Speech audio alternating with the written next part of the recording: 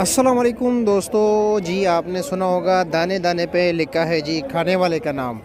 लेकिन अब ये जी किसी को क्या पता कि कौन से दाने पे किसका नाम लिखा हुआ है जी। कीड़े मकोड़ा का लिखा हुआ है, इंसान का लिखा हुआ है जी, जानवर के लिखे, गाय का लिखा हुआ है जी, बकरी का लिखा हुआ है, किस चीज़ का लिखा हुआ है जी, ये रब बेहतर जानता है।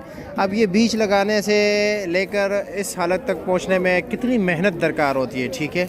और काश्तकारों ने कितनी मेहनत की है और इस पे जो है ना कितना इंतज़ार किया होगा, एक उम्मीद लगाई होगी कि जी अच्छा रेट आएगा, कुछ बेहतर ये रेट जाएगा तो हम अपनी जो है ना जो उनकी तमाम तर ज़िंदगी की ज़रूरियात और ख्वाहिशात होंगे वो पूरे करेंगे।